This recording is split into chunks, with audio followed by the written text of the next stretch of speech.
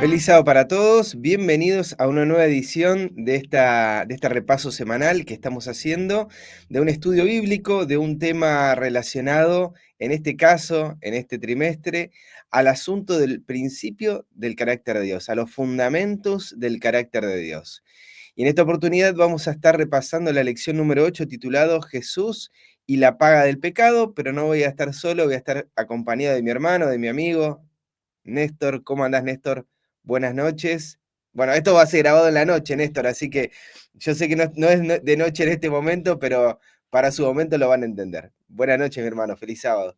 Bueno, gracias, hermano Leandro, por la oportunidad que Dios nos permite de nuevamente estar juntos, y queremos dar la bienvenida a cada uno de nuestros hermanos que estarán sumándose en el transcurso de los minutos y en el transcurso de los días, y por qué no decir de los años, ¿no? Porque estas lecciones no tienen una fecha de caducidad, siempre van a estar presente, algo que siempre estaremos repasando, siempre estaremos tocando estos temas, ya que son temas muy, muy profundos que se necesitan aún todavía ampliarse. Así que gracias por la bienvenida, y le damos también una bienvenida a cada uno de nuestros hermanos que estarán viendo aquí y más adelante.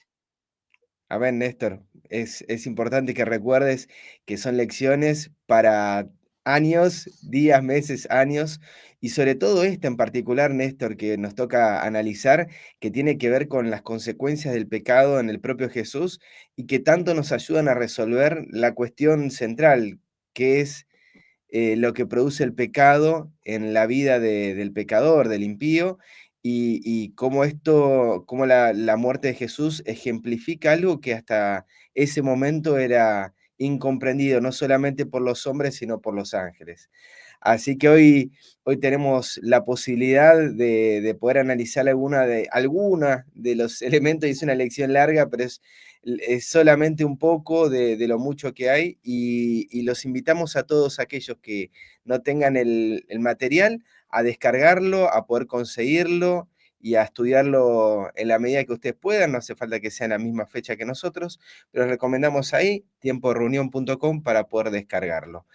Sin mediar más introducción, vamos a meternos directamente en el tema, y le voy a pedir a mi hermano Néstor para que nos guíe, nos dirija en la oración, para que nuestro Padre nos acompañe en la reunión. Oremos.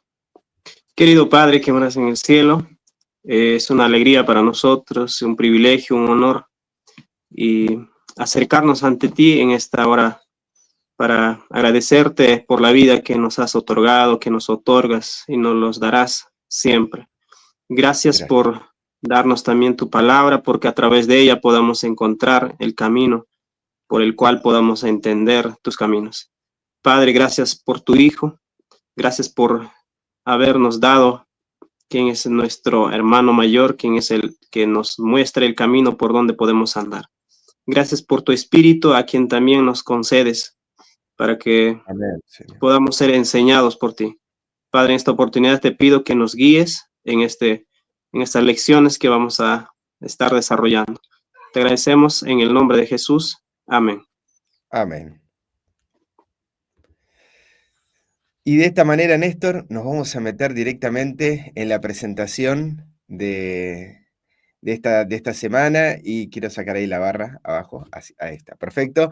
El título de esta semana de la lección es Jesús y la paga del pecado, la lección número 8. Les recordamos, la semana pasada analizamos el tema de la paga del pecado y es como que quedaba ahí, ¿sí? Quedaba en ese puntito, por lo menos acá donde lo estudiamos, Néstor, quedó en ese punto donde, ¿y qué pasa? O sea, ¿nadie ha muerto por el pecado?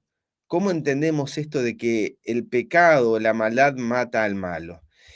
Y la lección nos presentaba en el versículo de memoria, en Hebreos 2:9, algo que es muy interesante. Dice, pero vemos a aquel que fue hecho un poco menor que los ángeles, a Jesús, coronado de gloria y de honra, a causa del padecimiento de la muerte, para que la gracia de Dios para que por la gracia de Dios gustase la muerte por todos. Y hay algo acá que vamos a analizar en esta lección de lo que ocurrió con Cristo y la muerte en la cruz. Dice que Él gustó la muerte por todos. Hay una muerte que Jesús gustó, hay una muerte que Jesús experimentó y de eso vamos a estar hablando en esta noche. Así que Néstor, ahí te encargo las preguntas impares para que vayamos turnándonos. Ujú. Así es, entonces en esta primera parte o en la primera pregunta vamos a ver qué concepto, ahora, cómo explica la Biblia el concepto de la primera muerte. Ya que en esta lección vamos viendo que hay dos muertes, ¿no? Como la Biblia va explicando el concepto de que hay dos muertes. Pero en esta primera pregunta dice, ¿cómo explica la Biblia el concepto de la primera muerte? Vemos en el libro de Salmos capítulo 13, versículo 3. Eh, Dice, mira, responde, oh Jehová, Dios mío, alumbra mis ojos para que no duerma de muerte. Leeremos también Marcos 5:39. Y entrando, él les dijo, ¿por qué alborotáis y lloráis? La niña no está muerta, sino duerme. Y Daniel 12:2. Y muchos de los que duermen en el polvo de la tierra serán despertados, unos para vida eterna y otros para vergüenza y confusión perpetua. Estos textos nos muestran que la muerte a la que se refiere en realidad no es una muerte, ¿no? Como la que entendemos, sino da a entender y presenta el concepto de que es un sueño, como que alguien se duerme, ¿no? Es como descansar. Entonces, esto es lo que presenta la Biblia en cuanto al concepto de la primera muerte. Esto podría ser así, clave directo, ¿no? Como que no es para siempre, Néstor. Exacto. Entonces, Es aquí clave, vemos que es, perdón, sí, Néstor. vemos que aquí se refiere estos textos a la muerte como sueño, como alguien que se duerme, ¿no? Estos textos son claramente referencias a la muerte, pero están diciendo que es como un sueño. Podemos decir que hasta ahora todos los que han muerto la primer muerte, o han muerto la muerte que es un sueño, un descanso. Buenos y Ujú. malos a lo largo de la historia han muerto esta muerte. Exactamente. Todos los que han muerto como lo entendemos nosotros, en realidad están descansando, están durmiendo, ¿no? Podríamos decir. Es lo más sencillo. Sin embargo, en la pregunta número 2 avanza el concepto de hay otra muerte y dice cómo explica la Ujú. Biblia el concepto de la segunda muerte. Y estos son una serie de pasajes que nos orientan, creo que no son los únicos, pero está, por ejemplo, en el Salmo 34:21 que dice, matará el malo la maldad y los que aborrecen al justo serán condenados. Hay una muerte que produce la maldad y que no tiene nada que ver con el descanso que mencionó recién Néstor. En el Salmo 94:23 nos dice, y él hará volver sobre ellos su iniquidad y los destruirá en su propia maldad. Lo destruirá Jehová nuestro Dios. Y, y el Proverbio 5:22, prenderá al impío sus propias iniquidades y retenido será con las cuerdas de su pecado. Entonces hay una muerte que produce la maldad, una muerte en la cual dice que es el Señor el que los destruye, l- en el cómo es los destruirá en su propia maldad. O sea, es la maldad la que vuelve sobre ellos y la que los destruye. Y esto está definido como que es Dios el que lo está haciendo y vemos acá también cómo Dios está permitiendo la acción de la maldad. Y en Proverbios 5:22, nuevamente el tema de que es la iniquidad lo que prende al malo, lo que lo agarra con sus cuerdas. Y en la siguiente pregunta, de la pregunta 2, decía, ¿qué es lo que cubre y caen sobre sus cabezas? ¿A dónde son echados? ¿Podrá salir de allí? ¿Qué es lo que derriba al hombre injusto?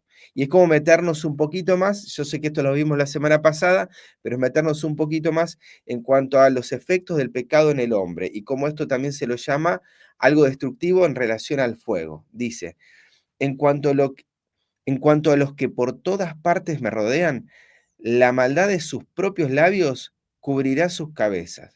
Caerán sobre ellos brasas, serán echados en el fuego, en abismo profundo de donde no salgan. El hombre deslenguado no será firme en la tierra. El mal cazará al hombre injusto para derribarle.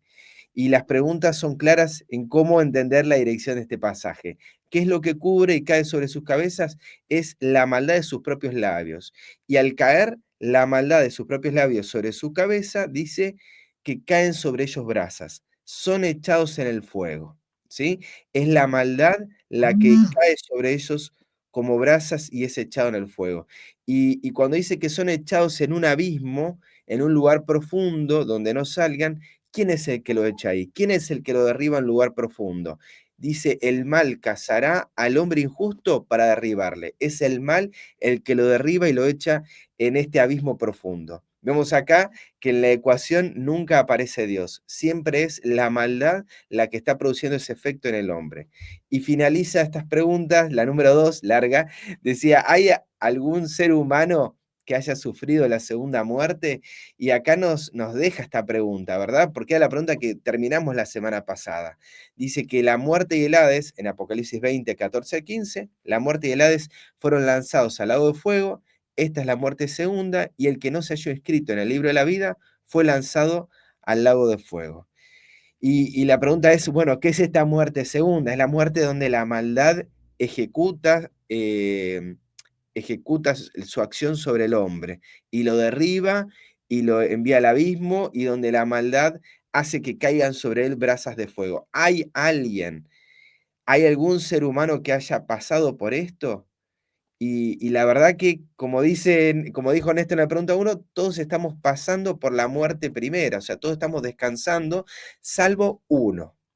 Y es ahí, a través de ese solo ejemplo, de esa muerte que él gustó por todos, que nos permite entender qué es lo que va a pasar al final, que hasta ahora nadie ha experimentado. Ujú. Exactamente, cuando vemos en cuestión de la muerte está, en otras palabras, separado en dos conceptos, ¿no? Una que es como conocido como que todos experimentaron hasta aquí, los que están descansando, los que están muertos, en realidad en los sepulcros están descansando, pero sí lo que es la muerte segunda ya uno ha experimentado, solo hay uno que ha experimentado. Y eso estaremos viendo un poquito más adelante, ¿no? En la experiencia de ese uno que ha pasado por la segunda muerte. Bueno, vamos a avanzar con la tercera pregunta. Dice, según lo que estudiamos en la lección 7, es decir, la semana pasada, ¿cuál de las dos muertes es la paga del pecado? Ahora, ¿por qué? Y Primera Tesalonicenses 4, 15 al 17 lo dice así. Por lo cual os decimos esto en palabra del Señor, que nosotros que vivimos, que habremos quedado hasta la venida del Señor, no precederemos a los que durmieron. Porque el Señor mismo con voz de mando, con voz de arcángel y con trompeta de Dios descenderá del cielo, y los muertos en Cristo resucitarán primero. Luego nosotros los que vivimos, los que hayamos quedado, seremos arrebatados juntamente con ellos en las nubes para recibir al Señor en el aire, y así estaremos siempre con el Señor. Y por supuesto el texto conocido Romanos 6:23 dice, porque la paga del pecado es la muerte, mas la dádiva de Dios es vida eterna en Cristo Jesús, Señor nuestro. Así que de acuerdo a estos textos, ¿cuál de las dos muertes es la paga? ¿Es la primera o la segunda? La primera que hemos visto está comparado o está con el concepto de que es como sueño, y la segunda La segunda muerte que presenta la Biblia es como la destrucción completa, como donde no hay esperanza más, donde ya no existe más esperanza uh, para la persona que muere la segunda muerte, y donde el mal trae consigo todas las de traer, ¿no? Lo que es la muerte, desaparición, sin que haya ninguna esperanza. Es de- Redundamos esto, ¿no? Entonces, ¿cuál de las dos muertes es la paga del pecado? Evidentemente no podría referirse a la primera muerte, porque Tesalonicenses dice que los que están en los sepulcros tienen esperanza de resucitar.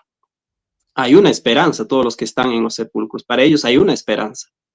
Independientemente de lo que podamos decir, si alguien ya murió sin esperanza, no sabemos realmente nosotros, solo Dios lo sabe, Él conoce. Pero allí los que están descansando tienen esperanza. Entonces no podría referirse como la paga del pecado, lo que dice Romanos 6:23. En este caso, nos queda solamente la otra alternativa, que es la segunda muerte. Varios me han preguntado, bueno, pero ¿y los que mueren ahora? ¿No es por el pecado también? Es una gran Ujú. pregunta. Los que mueren ahora y pasan al descanso, ¿no es también el efecto del pecado? Pero como bien está relatando Néstor, hay una muerte que no es descanso, hay una muerte que es inexistencia, desaparición por completa de la persona y destrucción. Muy distinto al sueño, al descanso del que menciona Pablo. Digo, como para ir separando ahí los conceptos.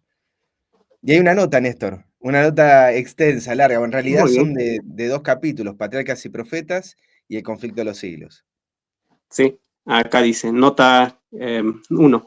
Los que menospreciaron la ley de Dios y pisotearon bajo sus pies la sangre de Cristo, los reyes de la tierra y los príncipes y los ricos y los capitanes y los fuertes se esconderán en las cuevas y entre las peñas de los montes, y dirán a los montes y a las rocas, caed sobre nosotros y escondednos de la cara de aquel que está sentado sobre el trono y de la ira del Cordero, porque el gran día de su ira es venido.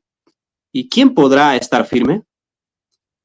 En aquel día arrojará el hombre a los topos y murciélagos, sus ídolos de plata y sus ídolos de oro, y entrarán en las hendiduras de las rocas y en las cavernas de las peñas por la presencia formidable de Jehová y por el resplandor de su majestad, cuando se levantare para herir la tierra. Bueno, exactamente son las referencias de Apocalipsis y Isaías. Vamos a ver cómo lo va comentando a la siguiente, cómo lo va comentando, a la siguiente slide. En esta, sería esta. Entonces se Esta, verá. ¿no? Bueno, ya vamos a. Entonces dice, se verá que la rebelión de Satanás contra Dios dio como resultado la ruina de sí mismo y de todos los que eligieron ser sus súbditos. Aquí viene lo interesante. Él hizo creer que de la transgresión resultaría un gran bien, pero no se verá Pero que se verá. la paga del pecado, pero se verá, ¿no? Pero se verá que la paga del pecado es la muerte. Porque aquí viene el día ardiente como un horno, y todos los soberbios y todos los que hacen maldad serán estopa. Y aquel día que vendrá los abrazará, ha dicho Jehová de los ejércitos, el cual no les dejará ni raíz ni rama. Satanás, la raíz de todo pecado, y todos los obradores del mal que son sus ramas serán completamente extirpados. Se pondrá fin al pecado y a toda la aflicción y ruina que acarreó. El salmista dice, destruiste al malo, raíste el nombre de ellos para siempre jamás. Oh enemigo, acabados son para siempre los asolamientos.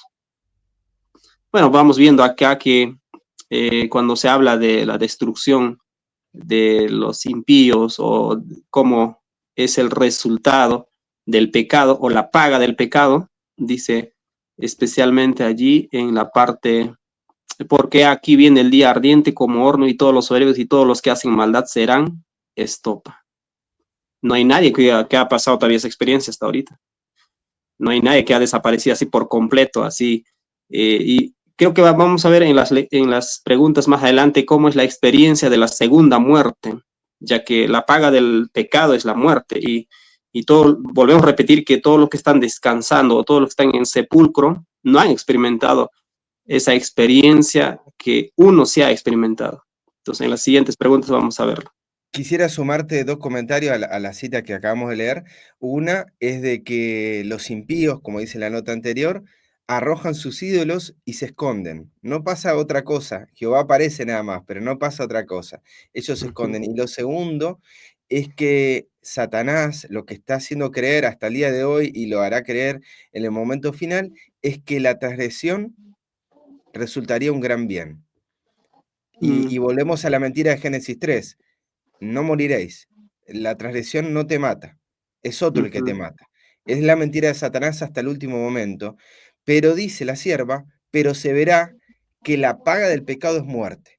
Es decir, lo que no está viendo Satanás o lo que se autoengañó y está engañando y la humanidad no está viendo es que la paga del pecado es muerte. Y que al día de hoy esto no se contempla salvo que lo veamos a la luz de la cruz.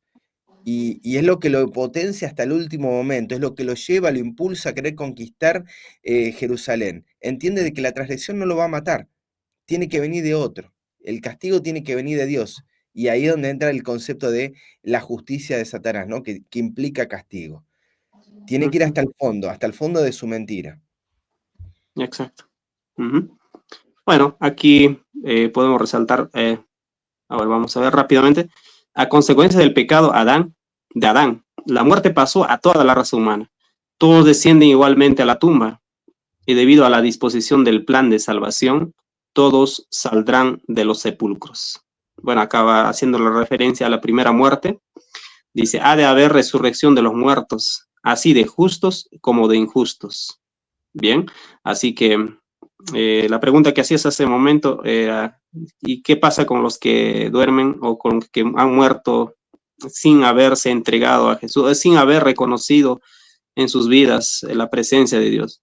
Pues igual ellos están descansando, porque aquí menciona que tanto los justos y los injustos volverán a resucitar, vuelven a resucitar. Solo que no vamos a entrar en más detalles cómo ocurre esto. Ahora dice, porque así como en Adán todos mueren, también en Cristo todos serán vivificados, pero queda sentada una distinción entre las dos clases que serán resucitadas. Aquí viene, todos los que están en los sepulcros oirán la voz del Hijo del Hombre, y los que hicieron bien saldrán a resurrección de vida, mas los que hicieron mal a resurrección de condenación. Los que hayan sido tenidos por dignos de resucitar para la vida son llamados dichosos y santos. Sobre los tales la segunda muerte no tiene poder. Pero los que no hayan asegurado para sí el perdón por medio del arrepentimiento y de la fe, recibirán el castigo señalado a la transgresión, la paga del pecado. Sufrirán un castigo de duración e intensidad diversas según sus obras, pero que terminará finalmente en la segunda muerte, como en conformidad con su justicia y con su misericordia. Dios no puede salvar al pecador en sus pecados, le priva de la existencia misma que sus transgresiones tenían ya comprometidas y de la que se ha mostrado indigno. Un escritor inspirado dice, pues de aquí a poco no será el malo, y contemplarás sobre su lugar y no parecerá. Y otro dice, será como si no hubiera sido. Cubiertos de infamia, caerá en irreparable y eterno olvido. Bueno, claramente acá va mencionando que hay una distinción entre las dos muertes, uno de los que resucitarán a vida eterna y otros que también resucitarán, pero que finalmente sufrirán un castigo que es la paga del pecado. Conforme a las obras, ¿no? Conforme a su transgresión. La maldad hará su efecto en el pecador. Está bueno, vamos armando el cuadro, Néstor. Y en la pregunta número 4 avanzamos con la pregunta: mientras Cristo vivió en este mundo con nuestra naturaleza humana, ¿cometió pecado? Porque acá tenemos que empezar a pensar si Cristo pagó, o sea, si Cristo recibió la paga del pecado, uno podría llegar a pensar Cristo pecó para recibir esa paga. Y en Primera de Pedro, capítulo 2, verso 21 al 23 nos dice: Pues para esto fuisteis llamados, porque también Cristo padeció por nosotros, dejándonos ejemplo para que sigáis sus pisadas, el cual no hizo pecado, ni se halló engaño en su boca, quien cuando le maldecían no respondía con maldición, cuando padecía no amenazaba, sino encomendaba la causa al que juzga justamente. Hebreos 4:15, porque no tenemos un sumo sacerdote que no pueda compadecerse de nuestras debilidades, sino uno que fue tentado en todo según nuestra semejanza, pero sin pecado.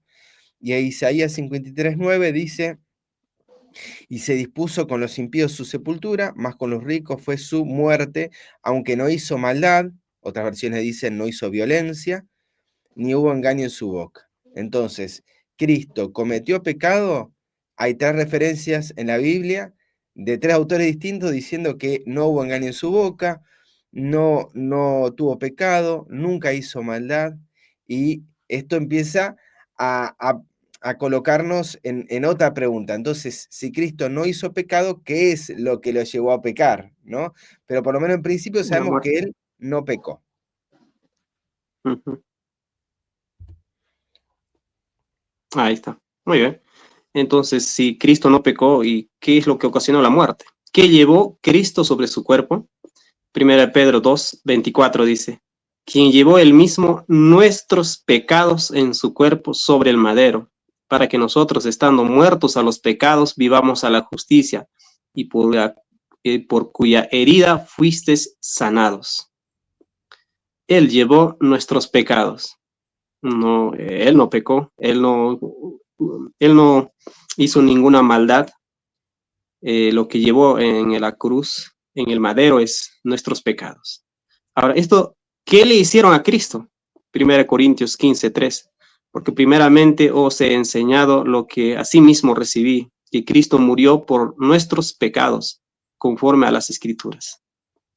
Esto que llevó nuestros pecados sobre el madero en su cuerpo, le hicieron o le hizo que Cristo muriera.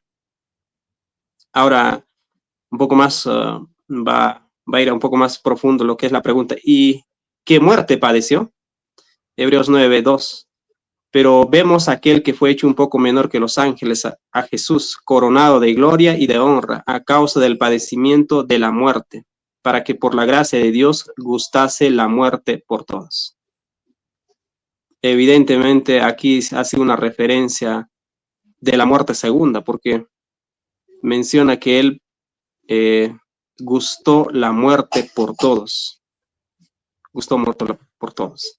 Entonces, qué llevó Cristo sobre su cuerpo? Nuestros pecados. ¿Y qué le hicieron nuestros pecados? Lo mataron. Hicieron que él muriera. ¿Y qué muerte murió él?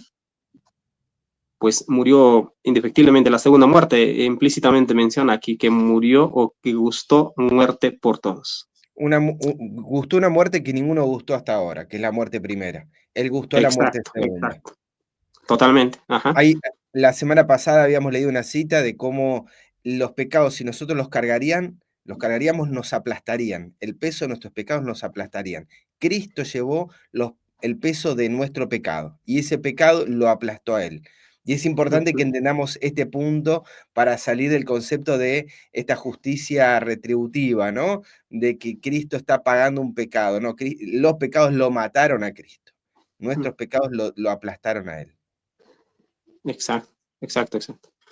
La nota dice ahí, aquí va diciendo, con fieras tentaciones, aquí está la experiencia de Jesús que está adelantándose un poquito, que un poquito más adelante vamos a ver más todavía. Dice, con fieras tentaciones, Satanás torturaba el corazón de Jesús. El Salvador no podía ver a través de los portales de la tumba. La esperanza no le presentaba su salida del sepulcro como vencedor ni le hablaba de la aceptación de su sacrificio por el Padre. Temía que el pecado fuese tan ofensivo para Dios que su separación resultase eterna. Sintió la angustia que el pecador sentirá cuando la misericordia no interceda más por la raza culpable.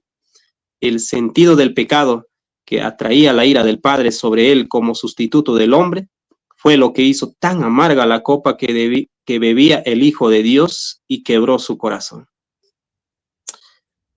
Es una experiencia que es desgarradora. Sintió la angustia que el pecador sentirá cuando la misericordia no interceda más por la raza culpable. No puedo explicar yo esto lo que menciono, porque no, no se ve bien a la mente completamente esta figura. Y sin embargo fue una muestra total de entrega para que tanto humanos como ángeles celestiales entendieran algo que era imposible de comprender hasta este momento. ¿Cómo puede ser que la angustia del pecador lo termina aplastando de esa manera? Sintió la angustia del pecador, sentirá cuando la misericordia no interceda más por la raza culpable. Cómo esa angustia termina quebrando su corazón. Y al día de hoy nosotros pensamos en cosas materiales, estamos pensando y sin embargo no estamos comprendiendo de cómo el pecado, que es tan ofensivo para Dios, que produce esa separación eterna, produzca estos efectos en el hombre. Cristo manifiesta de forma visible lo que hasta ahora no entendemos y comprendemos. Y qué terrible experimento para comprender esto. Eso es lo doloroso, yo creo que eso es lo que mencionás como algo desgarrador. Qué terrible que haya pasado este experimento para que el ser humano comprenda lo que le va a ocurrir si rechaza a Dios. Y lo necesitábamos esto nosotros. No es que el Padre estaba ofreciendo su conocimiento y lo expresó hasta el último momento, que no es el victimario, es la víctima de toda esta situación, de que está sufriendo todo esto por nuestra causa, por nuestra necesidad de que tiene que pasar esto. No nos vamos a meter por esa línea, Néstor, No, hay porque mucho. estaríamos hablando de la necesidad o no del sacrificio, pero es como para que vayamos meditando. Y la pregunta 6 dice, si Cristo no pecó, ¿por qué recibió la paga del pecado por nosotros? Y esa es la otra pregunta, ¿no? Que era un poco lo que venía adelantándome antes.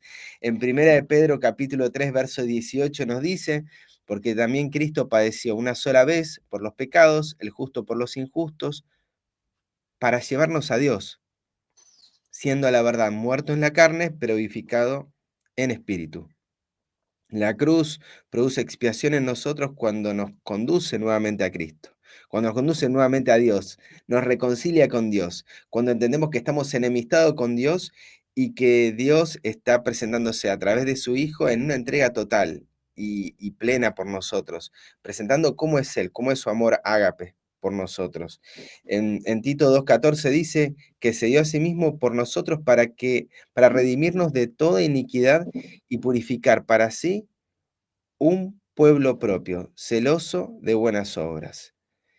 En Gálatas 3, 13 al 14 dice, Cristo nos redimió de la maldición de la ley, hecha por nosotros maldición, porque está escrito, maldito todo el que es colgado en un madero, para que en Cristo la bendición de Abraham alcanzase a los gentiles, a fin de que por la fe recibiésemos la promesa del Espíritu.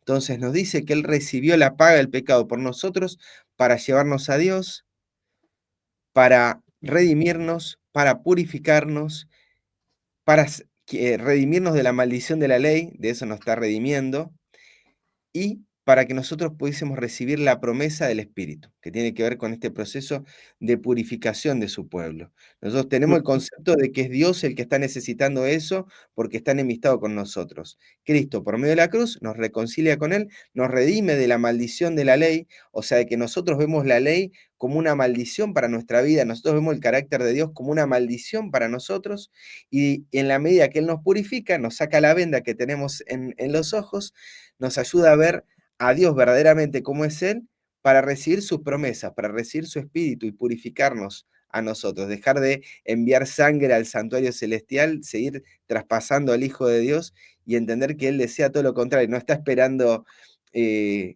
sacrificios para que Él se acerque a nosotros. Es todo lo contrario, está presentando tal cual como Él es para que nos arrepintamos y vayamos al trono de la gracia.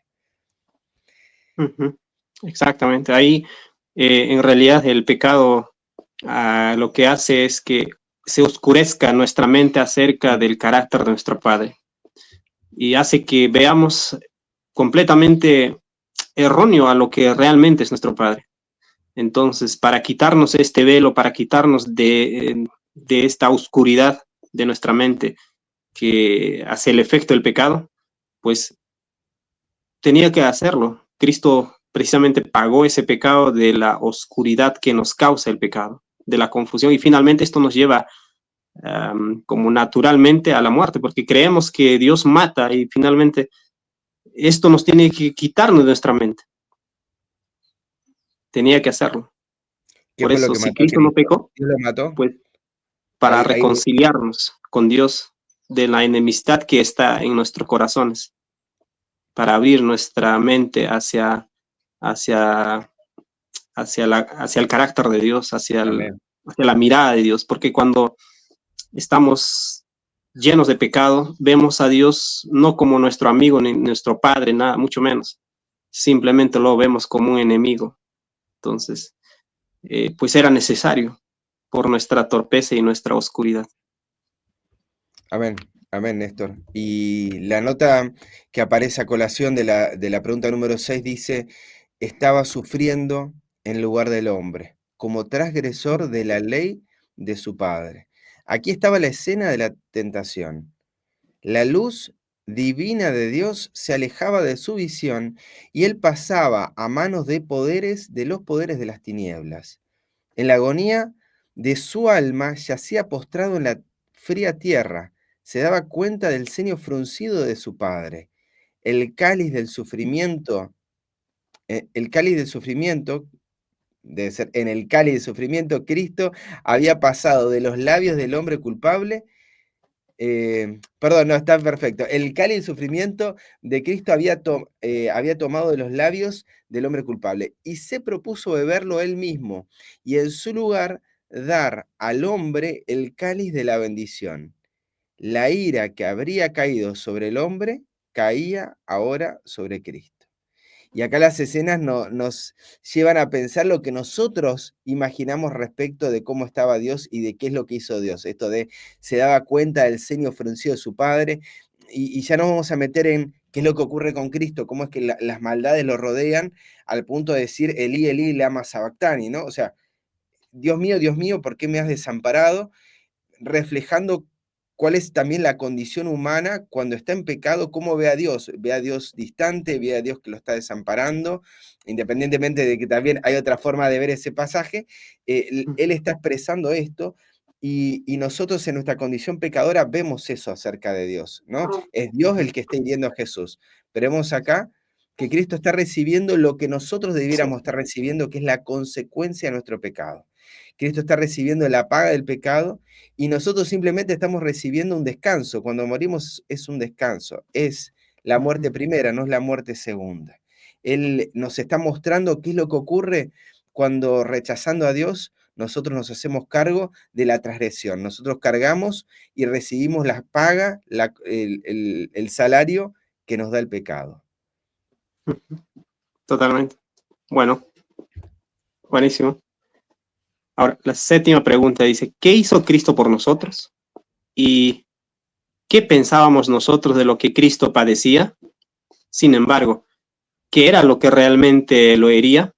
Oh, interesante acá, Isaías 53, 4 al 5 dice, ciertamente llevó él nuestras enfermedades y sufrió nuestros dolores. Y aquí responde la segunda pregunta. Y nosotros lo tuvimos por azotado, por herido de Dios y abatido. ¿Y qué es lo que realmente lo iría? Mas él herido fue por nuestras rebeliones, molido por nuestros pecados. El castigo de nuestra paz fue sobre él, y por su llaga fuimos nosotros curados. Este texto está clarísimo a las preguntas, ¿no? ¿Qué es lo que Cristo hizo por nosotros? Pues Conmovedor. sufrió nuestros dolores. ¿Y qué es lo que nosotros pensábamos cuando vemos esa muerte? Pues pensamos que Dios lo está azotando y lo está hiriendo, lo está castigándolo, pero no es así. ¿Qué es lo que hacía? Lo que estaba ocurriendo en la experiencia de Jesús es que nuestros pecados y nuestra rebelión estaban causando esta muerte.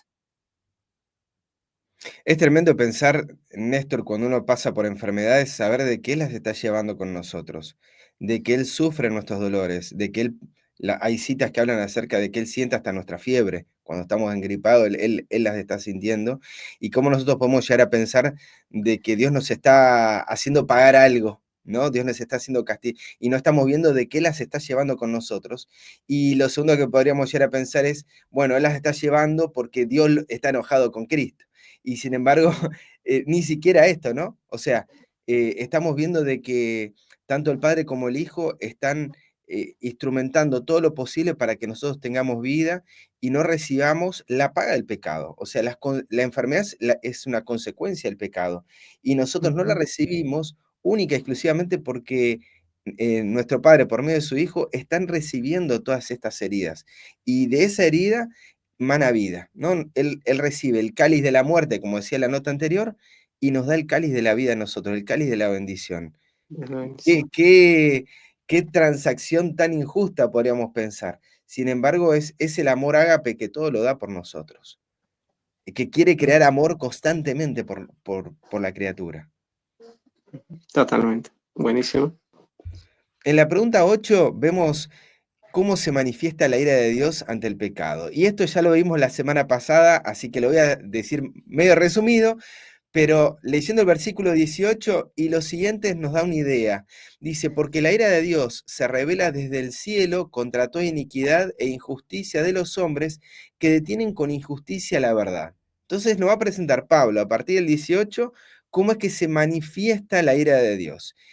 Y en el verso 24 vemos que dice, por lo cual también Dios los entregó a la inmundicia en la concupiscencia de sus corazones, de modo que deshonraron entre sí sus propios cuerpos. Y así vemos en el 26 que Dios los entrega a las pasiones vergonzosas, y en el 28 que como no aprobaron tener en cuenta a Dios, como dijeron, lo quiero sacar de mi vida, Dios los entrega a una mente reprobada. Es decir, vemos que la ira de Dios tiene que ver con la entrega. ¿La entrega a qué? A nuestras propias elecciones, a nuestras a los deseos que están en nuestro corazón, al haber sacado a Dios, al no tener en cuenta a Dios en ninguno de nuestros pensamientos. En Deuteronomio 31, 17 al 18 nos dice, y se encenderá mi furor contra él en aquel día, y los abandonaré, y esconderé de ellos mi rostro, y serán confundidos, y vendrán sobre ellos muchos males y angustias, y dirán en aquel día, no me han venido estos males porque no está mi Dios en medio de mí, pero ciertamente yo esconderé mi rostro en aquel día, por todo el mal que ellos habrán hecho por haber vuelto a dioses ajenos. Y podríamos verlo acá como un Dios enojado, iracundo, diciendo, bueno, que se arreglen, pero en realidad, con mucho dolor y con mucha angustia, nuestro Padre en su misericordia nos deja y nos entrega aquello que nosotros estamos eligiendo sin forzar nuestra conciencia. El furor de Dios, la ira de Dios, tiene que ver con que Él nos abandone, con que Él esconda su rostro de nosotros y que en la consecuencia de esto nosotros seamos consumidos. Y hasta en la respuesta de los hombres, en el qué dirán, saben que las consecuencias es porque Dios los ha abandonado, porque Dios los ha dejado y no porque Dios los ha castigado y herido. Dice, no me han venido estos males porque no está Dios en medio de mí. Lo reconocen. Y en el siguiente versículo que estaba a consideración era Deuteronomio 32, 17 al 21, y dice, sacrificaron a los demonios y no a dioses que no habían conocido, a nuevos dioses venidos de cerca, que no habían temido nuestros padres, de la roca que te creó te olvidaste, te has olvidado de Dios, tu creador. Y lo vio Jehová y se encendió en ira por el menosprecio de sus hijos y de sus hijas, y dijo, esconderé de ellos mi rostro, veré cuál será su fin, porque son una generación perversa, hijos infieles, ellos me movieron a celos con lo que no es Dios, me provocaron a ira con sus Ujú. ídolos. Yo también los moveré a celos con un pueblo que no es pueblo, los provocaré a ira con una nación insensata. ¿Cómo podría perseguir uno a 1000? Dice el verso 30, y dos, hacer huir a 10.000. Si su roca no los hubiera vendido y Jehová no los hubiera entregado. Nuevamente acá nos habla de que Dios es provocado a ira, y al ser provocado a ira, y al ser encendida su ira, Él esconde de ellos su rostro, los vende y los entrega a aquellos que ellos temen o a aquellos que están buscando en su corazón. Entonces se manifiesta la ira de Dios al entregar a el pecador a los deseos de su corazón. Y Ujú. Había algo más en esta pregunta, pregunta compuesta. Dice, ¿sufrió Cristo la ira de su Padre? Romanos 8:32 dice, el que no escatimó ni a su propio Hijo, sino que lo entregó por todos nosotros, ¿cómo no nos dará también con él todas las cosas? Nuestro Padre está entregando a su Hijo, y al entregar a su Hijo, lo está entregando a su Hijo. Y es algo tremendo, terrible, pensar en que su hijo está recibiendo también las consecuencias del pecado en esta separación con su padre, en que su padre esconda de él el rostro. Sabemos que esto no ocurre así, por lo que después vamos a leer, de que no es que el padre se está retirando de Cristo, pero en la condición pecadora, en los males, no la en los males que están rodeando a Cristo, Cristo veía que Dios se había alejado. Dios mío, ¿por qué me has desamparado? ¿No? Dios se estaba yendo de él y él estaba viendo esta entrega por parte del Padre. Él veía que Dios lo había entregado a toda esa maldad. En Marcos 14:41 dice, vino la tercera vez y les dijo, dormid ya y descansad, basta, la hora ha venido, he aquí, el hombre, el Hijo del Hombre es entregado en manos de los pecadores. Y en Marcos 15:33 al 34, leemos la historia, esto de lo que mencioné, cuando Cristo dice, Elí, Elí, lama sabactani, que traducido es, Dios mío, ¿por qué me has desamparado? Nuevamente, desde la humanidad de Cristo, desde los males que lo están rodeando a Él y ese pecado nuestro que está siendo cargado, Cristo no podía ver más allá de los portales de la tumba. Cristo no podía ver a Dios que estaba detrás de toda esa oscuridad. Y nos habla un poco de lo que nos ocurre a nosotros cuando estamos también en pecado, que no podemos ver que Dios está ahí, cerca. Y sabemos que Cristo se aferra en la confianza de que su Padre lo había redimido, si no, no hubiese visto más allá de los portales de la tumba. Cristo se aferra a su condición de hijo y de que hay un Padre amante que lo estaba sosteniendo y es lo que a nosotros también en condición pecadora, lo que nos da vida. O sea, en esta condición de que no vemos, si nos aferramos a la condición de hijo, como hijo y vemos a Jesús como hijo de Dios que se aferra a su Padre, es lo que nos saca de esta condición, lo que nos redime de esta esclavitud del pecado. Néstor, antes de pasar a la nota, si querés comentar algo de este pasaje. Sí, solo algo que cuando se habla de la ira de Dios y hace, bueno, la experiencia que ocurre es que entrega Él, ¿no? Pero esa entrega no es algo que se deleita Él, es una entrega en sufrimiento, es una entrega en agonía, en donde Él tiene que eh, pasar por un proceso eh, de experiencia como una agitación, como una desesperación completa, porque no es sencillo para él entregar. Bueno, no es como que, como nosotros, como seres humanos, muchas veces nos ocurre, es que si alguien no nos cae bien, entonces, pues, ya, si no quiere estar con nosotros, ya está bien, ya se va. No, no es así, no es así la ira de Dios. La ira de Dios es una entrega de sufrimiento, es un sufrimiento prolongado, inclusive, esto habla 1 Corintios, ¿no? Muy sufrido, muy largo es el sufrimiento de esa entrega. Ahora, lo O, o, segundo o pensar a la que vemos, inversa, ¿no? Néstor, vos como papá, cuando tus hijos quieren hacer algo que no estás vos de acuerdo, el deseo humano es quédate acá, ¿viste? Y hacé lo que yo te digo y lo forzás para que le vaya bien.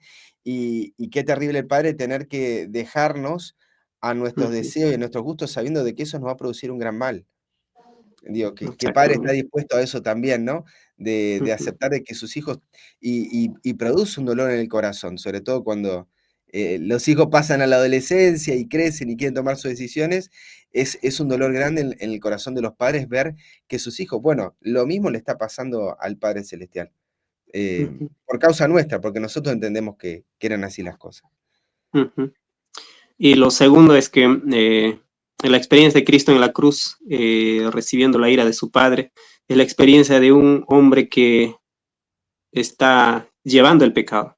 La experiencia de Caín, podemos decir, la experiencia de Caín que no ve el perdón de Dios. Y eso es lo que está experimentando Jesús, no por sus pecados, ya hemos visto en las preguntas anteriores, sino nuestros pecados hicieron que Él experimentara esa experiencia de un hombre que es, que no ve a Dios como un perdonador. Y eso es lo que está pasando en la cruz. Por eso Él dice, no, Dios mío, ¿por qué me has abandonado? esos gritos son precisamente de parte de un hombre que ve a Dios lejano, pero que en realidad Dios no estaba abandonando allí a Jesús, sino era la experiencia de un hombre como de Caín, ¿no? Eso más se me viene a la mente, la experiencia de Caín. Mi pecado es tan grande que no puede ser perdonado. Isaías 59, 1 y 2, que Dios no acortó su mano de nosotros, sino que fueron nuestros pecados, no los que hicieron apartar Ujú. su rostro de Sí, nosotros. Es el pecado los que nos produce ese efecto de que Dios se aleja, pero en realidad Dios no se aleja. ujú, Y, exacto, y totalmente. es así como Cristo sufre la ira de su Padre. Es Ujú, nuestro pecado lo que hace que contemple las cosas de esa manera. Y el deseo de ok. toda la gente, página 702 nos dice: ningún ojo podía atravesar la lobreguez que rodeaba la cruz y nadie podía penetrar la lobreguez más intensa que rodea el alma doliente de Cristo. Los airados rayos parecían lanzados contra él mientras pendían de la cruz. Entonces exclamó Jesús a gran voz diciendo: Eloi, Eloi, lama sabactani. Dios mío, ¿por qué me has desamparado? Cuando la lobreguez exterior se sentó en derredor del Salvador, muchas voces exclamaron: la venganza del cielo está sobre él. Son lanzados contra él los rayos de la ira de Dios, porque se declaró hijo de Dios. Les dio de comer, me imagino, a todos los fariseos y a los líderes de su tiempo, ¿verdad? Mirá, está Ujú, pasando todo esto porque se creyó hijo de Dios. Muchos que creían en él oyeron su clamor desesperado. La esperanza los abandonó. Si Dios había abandonado a Jesús, ¿en quién podían confiar sus seguidores? Qué frase tremenda que nos cuenta lo que estaba pasando Cristo en la cruz y lo que estaba sufriendo respecto a no solamente lo que estaba pasando en la tierra con sus seguidores, también con los líderes, todo afirmaba de que Dios lo había castigado, lo había herido, se había abandonado y lo estaba dejando a las consecuencias de él haber hecho solamente cosas buenas y haber declarado lo que era cierto, que era un hijo de Dios. Em, es como también para meditar qué es lo que está pasando en la mente del pecador en el tiempo del fin y nos lleva también a esto, ¿no? O sea, hay una conexión directa en lo que vos mencionabas, mm, una autocondena y ver que Dios no te ha perdonado, que te está castigando por las consecuencias de tus actos.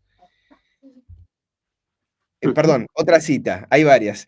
Dios declara positivamente en su palabra que castigará a los transgresores de su ley. Los que se lisonjean con la idea de que es demasiado misericordioso para ejecutar su justicia contra los pecadores no tienen más que mirar a la cruz del Calvario. La muerte del Inmaculado Hijo de Dios testifica que la paga del pecado es muerte, que toda violación de la ley de Dios debe recibir su justa retribución.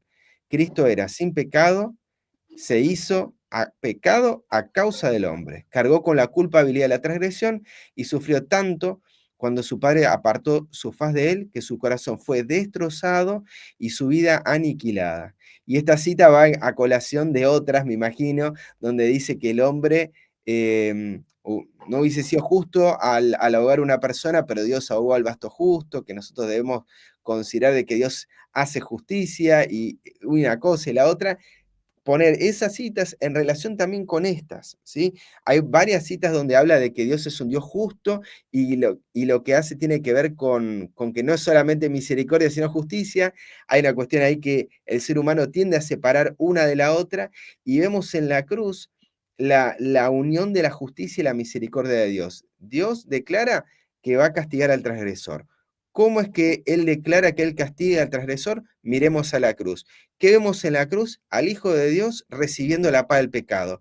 ¿Cómo él recibe la paga del pecado según esta cita? Dice que su padre se aparta de él y su corazón es destrozado y su vida aniquilada. Y de esta manera entendemos que Dios castiga a los transgresores de su ley. ¿Cómo lo hace? Bueno, dejando que opere el pecado, que el pecado dé su paga en la persona. Otra cita, ujú. Cristo triunfante, dice: Dios afirmó su posición, mantuvo consigo los mundos no caídos y el universo celestial, pero el precio fue terrible. Su hijo fue entregado como víctima de Satanás. Wow. El Señor Jesucristo reveló su carácter completamente opuesto al de Satanás. Así como el sumo sacerdote se despojaba de sus espléndidas vestiduras sacerdotales y oficiaba con las vestiduras del lino blanco propias del sacerdote común, así también Cristo se despojó a sí mismo y tomando forma de siervo se ofreció personalmente siendo sacerdote y al mismo tiempo la víctima expiatoria. Y acá nos habla a qué fue entregado. Dios lo entrega y fue entregado como víctima de Satanás. Fue Satanás el que lo terminó destruyendo. Y de esa manera, Cristo revela su carácter como víctima, pero también revela el carácter de Satanás como homicida. Y vemos la siguiente cita porque hay varias para considerar. Esta está en Comentario Bíblico Adventista, tomo 5, es de Elena de White, sobre Mateo 26, 36 al 46, lo busqué ayer. Esta es una traducción de la del inglés, capaz de una leve diferencia, pero bueno, es lo que aparece en inglés. Dice, al pensar en el carácter doloroso de la culpa del mundo, Cristo sintió que debía apartarse y estar solo.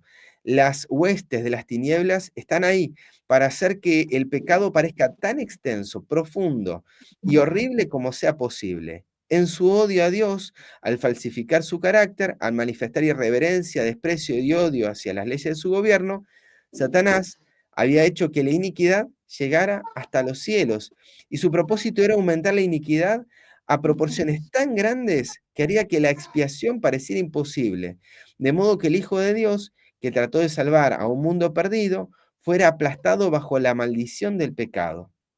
La obra del enemigo vigilante al presentarle a Cristo las vastas proporciones de la transgresión le causó un dolor tan agudo que sintió que no podía permanecer en la presencia inmediata de ningún ser humano.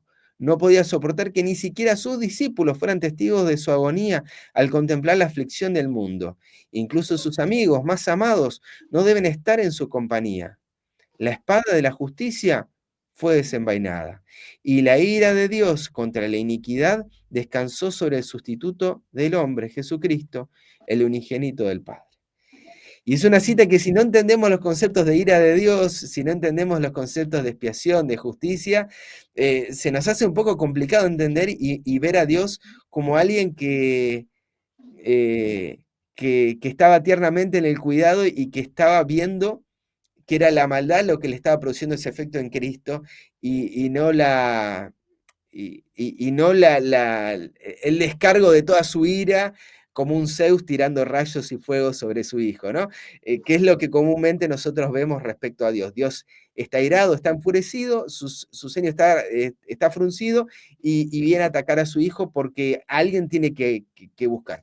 Sin embargo, esta cita nos revela de que había otro plan detrás, ¿sí? Y es Satanás el que está exponiendo al Hijo de Dios para que la obra de expiación no fuese llevada a cabo, para que no se revele el carácter de Dios. Y vemos acá que en ese sentido, la ira de Dios, su justicia, es revelada y, perdón, que la espada de la justicia fue desenvainada. Y en el sentido de cuando se desenvaina esa espada, la ira de Dios se revela y descansa sobre él, es decir, esconde su rostro y permite que el pecado haga su efecto sobre el Hijo de Dios, que no había cometido ningún pecado por causa nuestra, porque nosotros lo necesitábamos. Necesitábamos ver cómo es que operaba este pecado, cómo es que ejercía un efecto sobre un humano. Y no es lo único que nos está revelando, y yo sé, Néstor, que hay otras cosas más. ¿Qué otras cosas te surgen, Néstor, a la luz de estas 4 citas de lo que hemos visto? Exactamente, ahí en la cruz se revela precisamente lo que el pecado hace, cómo paga, ¿no? Cómo paga el pecado. Y la experiencia de Jesús ahí vemos en una situación desesperada, pero esa no era una desesperación porque él había cometido pecado, sino él estaba llevando nuestros pecados y nuestros pecados estaban haciendo eso en Jesús. ¿Y qué más puedo ver allí? Que la ira de Dios manifestada allí es precisamente no ver la posibilidad de que haya un perdón. Pareciera que no hay un perdón y esa es la experiencia del ser humano cuando ve a Dios lleno de pecado. O sea, no pudo ver esperanza. Jesús y la experiencia que vive Jesús es precisamente la experiencia de un impío, de alguien que no conoce qué es el perdón de Dios.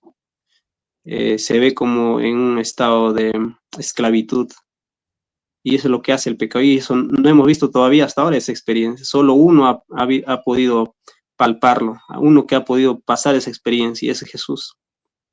Y todo el que ahora está descansando, el que ha muerto, simplemente está descansando.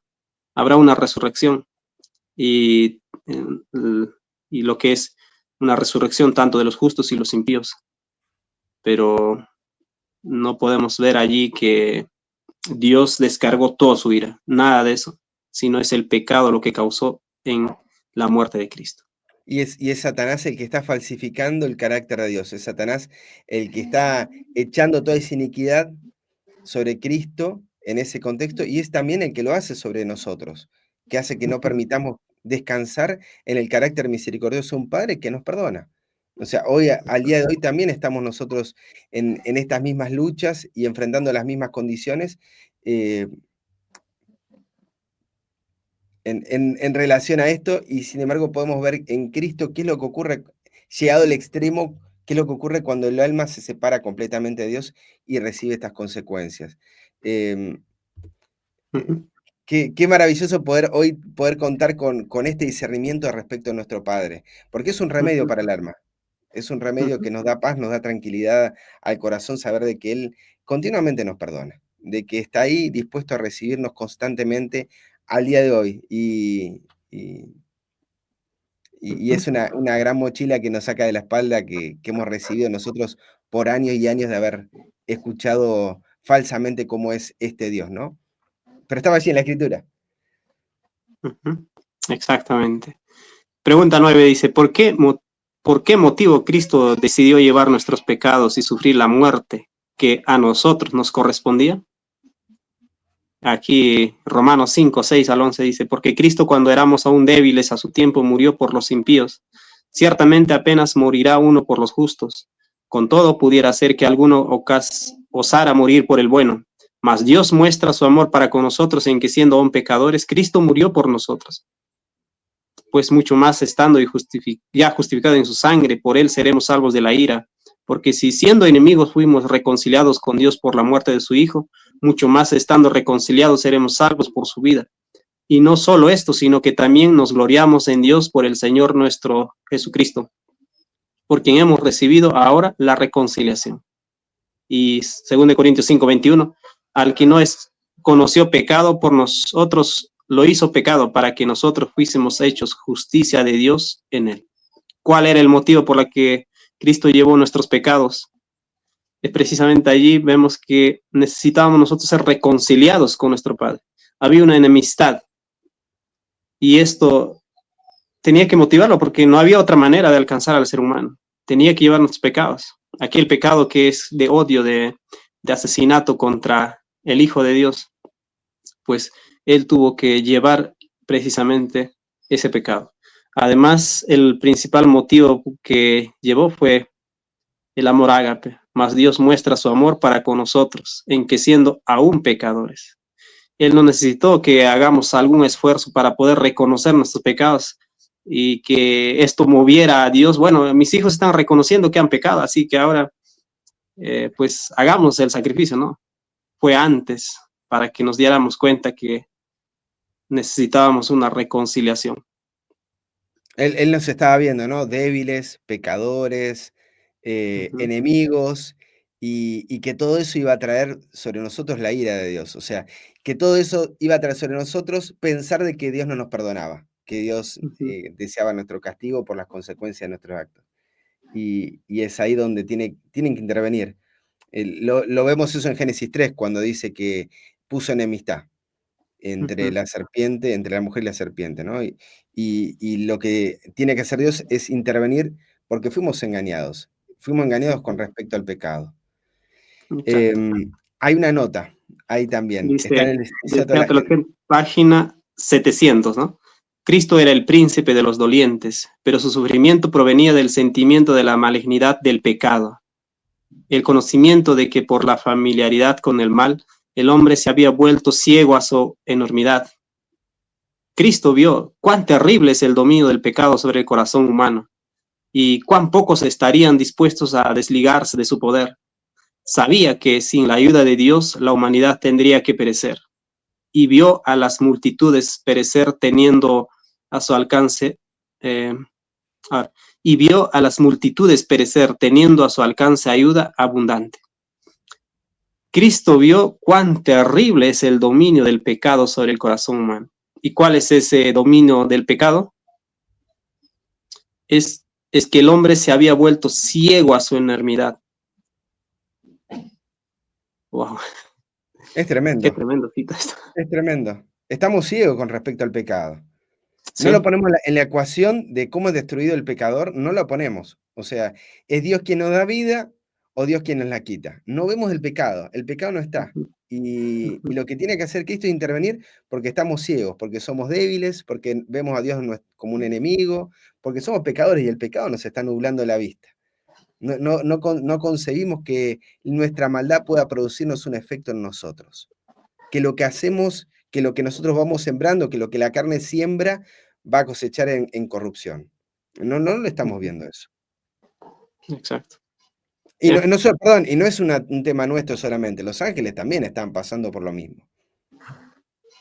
Pensando en cuanto a que hasta el momento de la cruz, Satanás dice que podía ingresar, viste que había una cuestión ahí con los ángeles, que todavía estaban en duda respecto a las mentiras de Satanás. Pero luego del Calvario, luego de la cruz, no quedaron más dudas de que no fue Dios el que terminó destruyendo a alguien que estaba en pecado, sino que fue el mismo pecado el que producía ese efecto. Ya nadie podía definirse ahí y decir, bueno, no, bueno, es Dios el que hiere a tal, pero quedó bien claro ese punto. Y Ujú, avanzando en la lección, ya saltando a la última sección de la lección que se llama Consecuencias físicas y espirituales del pecado, la pregunta 10 dice, ¿cuáles son algunas de las consecuencias que el pecado produjo en Cristo? Y acá nuevamente es algunas. Nosotros les recomendamos libro Principio del Carácter de Dios, ahí recomendame, Néstor, si te acordás de algún otro, pero en este libro amplía los pasajes que hay con respecto a este tema en el capítulo La paga del pecado. Lucas ujú, 22, 43 al 45 nos dice, y se le apareció un ángel del cielo para fortalecerle, y estando en agonía, orando más intensamente, y era su sudor como grandes gotas de sangre que caían hasta la tierra. Cuando se levantó de la oración y vino a sus discípulos, los halló durmiendo a causa de la tristeza. Primer punto, el pecado produce en Cristo que sude grandes gotas de sangre. O sea, materialmente el pecado, que es la separación, o sea, es el quebrantar la palabra, produce en Cristo efectos físicos tremendos. Salmos 40:12, porque me han rodeado males sin número, me han alcanzado mis maldades y no puedo levantar mi vista. Se han aumentado más que los cabellos de mi cabeza, y acá el punto, y mi corazón me falla. Sangre que brota de la piel de Cristo, el corazón que le empieza a fallar. Salmo 69, 20 al 21, el escarnio ha quebrantado mi corazón y estoy acongojado. Esperé quien se compadeciese de mí y no lo hubo, y consoladores y ninguno hallé. Me pusieron además hiel por comida, y en mi sed me dieron a beber vinagre. El corazón de él dice, el escarnio ha quebrantado mi corazón. Había un proceso interno que el ser humano no estaba viendo y era producto del pecado, producto de toda esta angustia, del reconocer que Dios no te perdona. Todo esto estaba produciendo un efecto físico en Cristo. Salmos 22, 12 al 18. Me han rodeado muchos toros, fuertes toros de Bazán me han cercado. Abrieron sobre mí su boca. Como león rapaz y rugiente, he sido derramado como aguas. Y todos mis huesos se descoyuntaron. Mi corazón fue como cera, derritiéndose en medio de mis entrañas. Como un tiesto se secó mi vigor, y mi lengua se pegó a mi paladar, y me has puesto en el polvo de la muerte. Porque perros me han rodeado, me han cercado cuadrillas de malignos, horadaron mis manos y mis pies. Contar puedo todos mis huesos, entre tanto ellos me miran y me observan, repartieron entre sí mis vestidos, y sobre mí y sobre mi ropa echaron suertes. como dijo Néstor hace un momento, desgarrador el relato que estamos leyendo hasta acá. Es tremendo pensar en los vínculos incluso entre esto y otras historias, que Cristo padezca esto, era como Él fuera derramado como aguas. Y nos lleva a historias como el diluvio, nos lleva a historias en donde el ser humano recibe las consecuencias de su pecado y en esa condición Cristo veía que sus huesos se descoyuntaban, que el corazón se le derretía dentro suyo, había un fuego, ¿sí? Que estaba operando y estaba haciendo ese efecto. Pregunta 11, Néstor. Bueno, ¿de qué otra forma nosotros lastimamos y crucificamos a Cristo? Jeremías 3, versículo 19 al 21 dice, y yo preguntaba, ¿cómo cómo os pondré por hijos y os daré la tierra deseable, la rica heredad de las naciones? Y dije, me llamaréis, Padre mío, y no os apartaréis en pos de mí. Pero como la esposa infiel abandona a su compañero, así prevaricasteis contra mí. Oh casa de Israel, dice Jehová, vos fue oída sobre las alturas, llanto de los ruegos de los hijos de Israel, porque han torcido su camino de Jehová, su Dios se han olvidado. ¿De qué otra forma lastimamos y crucificamos a Cristo? La experiencia de Cristo en la cruz es algo visible que para nuestros ojos de lo que el pecado hace. Lo que pasó la experiencia en la cruz, pues es diaria, siempre está haciendo eso el pecado. En realidad, si nosotros recibiéramos la paga del pecado, pues no soportaríamos.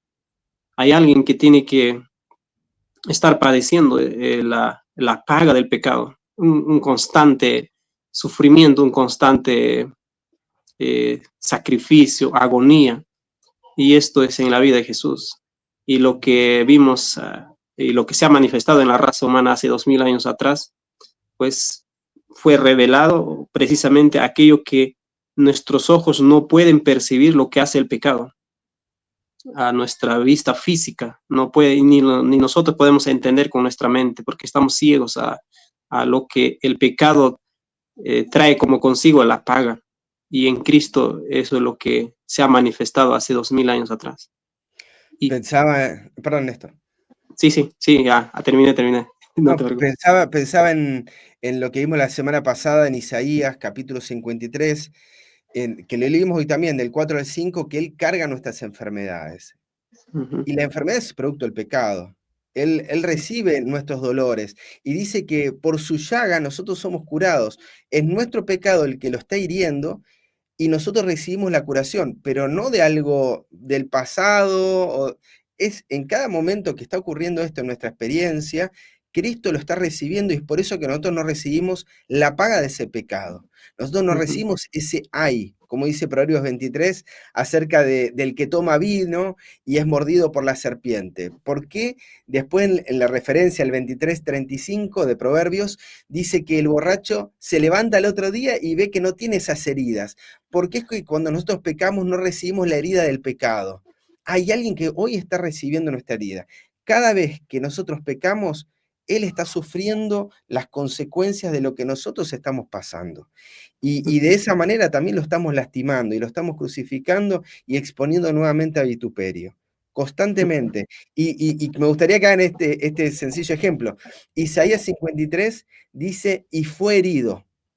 No dice y será herido. Y ustedes saben que el libro de Isaías fue escrito en el año 700 antes de Cristo, por lo menos ujú, 700, 800 antes de Cristo. Fue escrito mucho tiempo antes de la cruz.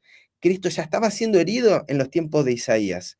Cristo está siendo herido hoy en día por nosotros.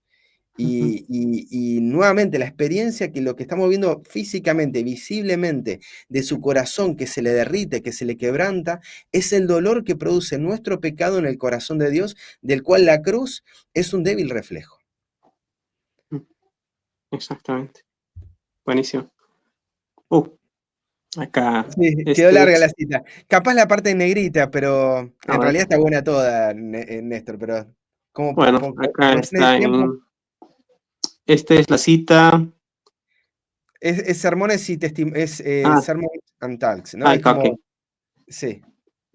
Sermones de Testimonio. Bueno, esto dice, esto no solo se aplica a aquellos que vieron por última vez a Cristo cuando colgó de la cruz del Calvario, sino a aquellos que con palabras y acciones equivocadas lo estaban traspasando o lo están traspasando hoy.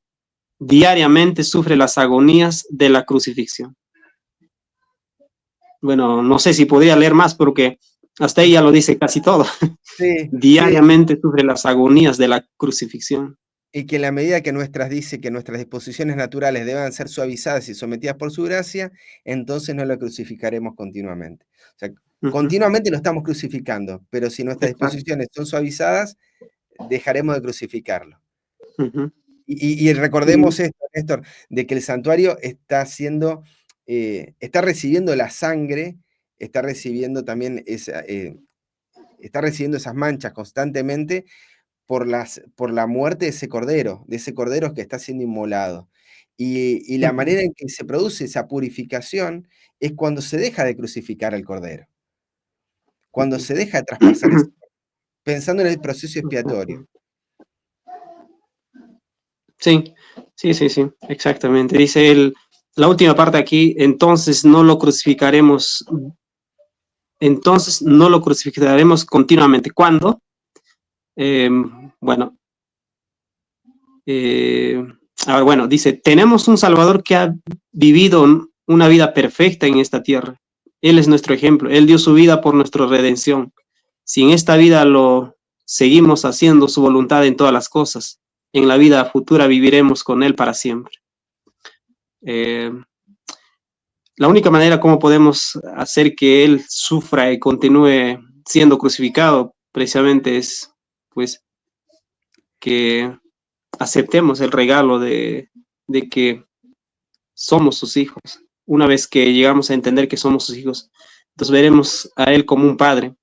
Y aquello que vela nuestra mente, oscurece nuestros ojos, pues en la cruz revela cómo el pecado hace a nuestro Creador. Cuando vemos en la cruz cómo el pecado hace a Cristo, pues eso hace que nuestro corazón tiemble del horror que es el pecado. Cuando llegamos a entender claramente esa experiencia de Jesús, entonces nuestra vida ahora es reconciliado con Cristo, con Dios, porque esa es la manera como pudo Dios hacer para que nosotros nos demos cuenta de cuán horroroso es el pecado. Y ahora, ¿cómo crucificamos? Precisamente haciendo lo mismo, no creyendo que es nuestro Padre, no creyendo que nos perdona. Una vez que Rechazándolo, no ¿no? creemos esto, entonces simplemente empezamos a crucificarle nuevamente, no creyendo que Él es nuestro Padre. Dice Isaías 53:3 que fue despreciado y desechado. ¿Y por qué lo despreciamos y lo desechamos? Justamente por lo que está diciendo Néstor, pues no creemos que Dios es nuestro Uh Padre. -huh. Y es a la luz de Cristo que lo podemos Uh ver -huh. eso. Ok. Pregunta 12 y estamos ya terminando con el estudio, con la lección, y nos dice, ¿cómo respondió Cristo en el momento de mayor desesperación? ¿Qué enseñanza nos da? Y en Lucas 23:46 nos dice, entonces Jesús, clamando a gran voz, dijo, Padre, en tus manos encomiendo mi espíritu, y habiendo dicho esto, expiró. ¿Cómo respondió Jesús en el momento de mayor desesperación? ¿Qué enseñanza nos da? Y nos da de que Cristo, a pesar de que todas las evidencias, toda esa maldad que lo estaban cubriendo, daban cuenta de que Dios se había alejado y lo había desamparado, Él se aferró a la promesa y al conocimiento de que es un hijo amado, como bien estabas declarando, y que Dios es un padre que lo ama. El pasaje que Cristo está citando es el Salmo 31:5, que dice lo mismo, ¿no? En tus manos encomiendo mi espíritu, porque tú me has redimido. O sea, Cristo no termina de decir la frase porque expira, pero la frase que terminaría la expresión del Salmo 31:5 es, porque tú me has redimido. O sea, Cristo entrega su espíritu a su Padre porque sabe que su Padre lo había redimido, ya lo había salvado, que no era por una obra que iba a hacer, sino porque ya su padre lo amaba. Desde el principio lo dijo, tú eres mi hijo amado. No dice, tú serás mi hijo amado. Tú eres mi hijo amado en quien tengo complacencia. era ya el deleite de su Padre. Y en esa confianza Cristo descansó, y en esa confianza de que es un Hijo amado, es donde nosotros, es esa fe que vence al mundo, de creer que Jesús es el Hijo de Dios. Eso es lo que nos va a dar también a nosotros la garantía para atravesar cualquier situación difícil por la que nosotros pasemos. Daniel 12, 1 al 2, responde la pregunta: ¿viviremos alguna situación de angustia semejante? Nos plantea ahora a nosotros. En aquel tiempo se levantará Miguel, dice, el gran príncipe que está de parte de los hijos de tu pueblo, y será tiempo de angustia, cual nunca hubo, nunca fue desde que hubo gente hasta entonces. Pero en aquel tiempo será libertado tu pueblo, todos los que se hallen escritos en el libro. Y nos dice que los entendidos resplandecerán como el resplandor del firmamento, y los que enseñan la justicia a la multitud como las estrellas a perpetua eternidad. ¿Viviremos en una situación semejante? Claro que sí. Y están sonando constantemente sonidos de cambio de presidentes, cambio de papa y de venida de distintas cataclismos y catástrofes, y por las profecías nosotros podemos empezar a ver cosas de las que pronto estarán por ocurrir. Sin embargo, no hay que irnos tan lejos. Constantemente nosotros estamos pasando por situaciones donde estamos cegados aún por el pecado, que no nos permite ver que está nuestro Padre a nuestro lado, que está nuestro Padre constantemente con nosotros y que es una compañía y una ayuda continua para nosotros. Y se nos invita a entregar nuestro espíritu, nuestra vida constantemente a Él, porque Él es el que nos redime. Y es la única manera en la que nosotros atravesaremos estos tiempos de angustia. Por eso brillarán, ¿no? Brillarán como estrellas del firmamento. ¿Por qué? Porque dice que enseñan la justicia a la multitud, enseñan el carácter de Dios, enseñan que tienen un Dios que los protege, que los cuida, que no los quiere matar, ¿sí? Como dice su ley, no matarás. ¿A qué nos invita? ¿A qué nos invita esta reflexión? Hebreos 12:2 dice: puesto los ojos en Jesús, el autor y consumador de la fe, el cual por el gozo puesto delante de él sufrió la cruz, menospreciando el oprobio, y se sentó a la diestra del trono de Dios. Se nos invita a mirar constantemente a Jesús, que Jesús, en el momento donde no tenía nada, ni el título, ni el capital que podía tener, ni la posición social, ni nada que le pudiera dar valor, todo, hasta la ropa la había perdido, todo. Lo único que le quedó fue lo que nos va a dar a nosotros también la victoria, que es la relación que tiene él con su Padre, el valor que tiene como hijo de Dios. Nosotros, poniendo los ojos en Jesús, recobramos también nosotros el valor que tenemos como hijos amados de Dios, de que tenemos un Padre constantemente a nuestro lado que nos acompaña, y viendo a Él, encontramos al autor y consumador de la fe. Es el autor porque Él cree desde un principio que es hijo, y es el consumador porque es el que lo presenta hasta lo sumo, ¿no? El que la crea en nosotros y el que la consuma esa fe. Y nos da a nosotros también esta invitación: poné mis ojos en mí, ¿sí? Tus ojos ponelo en mí. Puestos los ojos en Él, hizo, o sea, que sufrió por nosotros ese gozo, porque el gozo somos nosotros. Recuerda el sermón de Carlos que hablaba acerca del gozo puesto delante de él. El gozo fuimos nosotros, y por nosotros él sufrió eso, para que nosotros también podamos atravesar todo este tiempo de angustia, y habiendo atravesado todo, estar firmes en esta confianza. Néstor, ¿algunas palabras finales, alguna reflexión final con respecto a esto? O lo que te haya quedado también de la lección. La verdad que hay un montón de cosas acá para pensar. Sí, totalmente. Solo quisiera quizás desear y decirle que si alguien está pasando por un momento difícil, está quizás en el lecho de la cama, o los años de la vida, quizás se le ha ido ya, y siente que posiblemente ya no hay esperanza, no. Cristo nos dio la evidencia de que no necesitamos morir la segunda vez. Porque, ¿por qué? Porque tenemos a un Padre que se deleita en nosotros. Y podemos, si en algún momento nos toca descansar, pues descansar en la bendita esperanza de que vamos a resucitar, no porque hayamos hecho algo bueno, no porque nos hemos comportado bien en esta tierra, nada, simplemente porque creemos que somos sus hijos amados.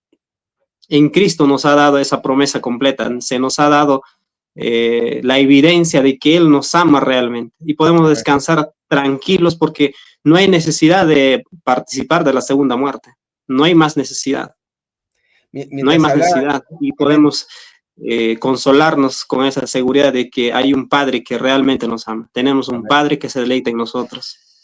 amén, Néstor. Mientras Uh -huh, meditabas en esto, me venían dos ejemplos en mi mente de experiencias donde en situaciones de estrés me dio consuelo saber que Cristo estaba al lado mío. Pero en una situación de estrés también, donde uno quiere resolver, porque en esta situación estamos nosotros, queriendo resolver las cosas por nuestra propia cuenta, sin darnos, o sea, porque es el pecado el que nos ciega y no vemos eso. En otra uh situación -huh, fue alguien, ni siquiera que conocido, pero sí que creía en Dios y me dijo, Dios está con ustedes. Y vos no sabés la alegría que fue para mi alma saber eso. Y yo le dije, yo tendría que estar predicándote esto, yo tendría que estar llevando este mensaje de que Dios está con vos. Y fue para mí un gozo tremendo saber de que mi padre estaba ahí conmigo para ayudarme y sacarme de ese problema.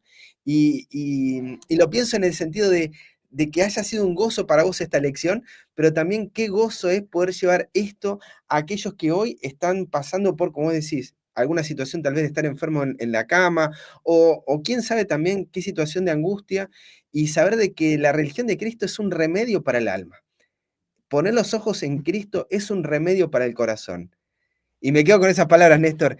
Podemos librarnos de la totalmente. segunda muerte. Es una maravilla esto, Néstor. Qué bendición.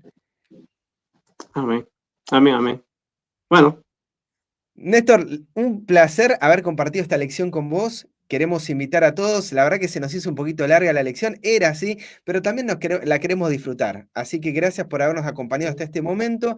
Te recomendamos poder descargar la lección en la página web de tiemporeunión.com y queremos invitarte, antes de finalizar este tema, a agradecerle a nuestro Padre por lo que comentaba Néstor y por lo que estuvimos estudiando durante esta lección. ¿Sí? Agradecer a nuestro Padre por esta posibilidad que nos brinda a través de su palabra de comprender todo lo que hemos estudiado hoy y bueno, que Él lo grabe en nuestro corazón. Así que te invitamos a tener este momento de oración. Amoroso Padre y bendito uh Dios que -huh, moras en los cielos, bendito Padre, gracias por esta muestra perfecta y total de tu amor en la revelación de la cruz. Gracias Padre por la entrega que hiciste al darnos a tu Hijo por amor a nosotros, porque nosotros lo necesitábamos, porque nos viste débiles, nos viste enemigos, nos viste pecadores, y sabías de que nosotros por nuestros propios medios no íbamos a poder alcanzar nada. Sin embargo, Padre, en esta revelación te agradecemos porque nos mostrás nuevamente de que no estás lejos de nosotros, que es nuestro pecado lo que ignoramos, lo que nos destruye, aquello que nos impide ver que estás cerca nuestro. Padre, gracias por la vida de tu Hijo, gracias porque enviaste a Jesús para que te pudiéramos conocer y entender de que sos un Dios que nos perdona, de que no nos juzga, de que no nos condena, sino que desea que nos acerquemos confiadamente a tu trono. Y Padre, gracias, como también mencionaba Néstor al final, por la posibilidad que nos das de librarnos de esta segunda muerte. Gracias, Padre, porque la muerte que hay hoy es solo un descanso, es un dormir hasta que venga tu Hijo a buscarnos. Y que la muerte de la que nos librás es la muerte, Padre, que pasó tu Hijo por nosotros para que comprendiéramos aquello que no veíamos, que no comprendíamos acerca del pecado. Gracias, Padre, por darnos luz acerca de todos estos temas. Te ruego, Padre, que nos dé en esta promesa el descanso prometido en este sábado y también, Padre, que podamos ser luces, podamos ser estrellas, donde quiera que vayamos, podamos anunciar este bendito evangelio, esta bendita buena nueva. Gracias, Padre, por la amistad de mi hermano Néstor. Ruego una bendición sobre él y sobre cada uno de los que nos está acompañando en esta noche. En el nombre de Jesús, amén. amén. Néstor, un fuerte abrazo, mi hermano. Nos estaremos viendo pronto y bueno, saludos para todos. Que tengan un feliz sábado. Ok, adiós. Chao, chao, chao. Adiós.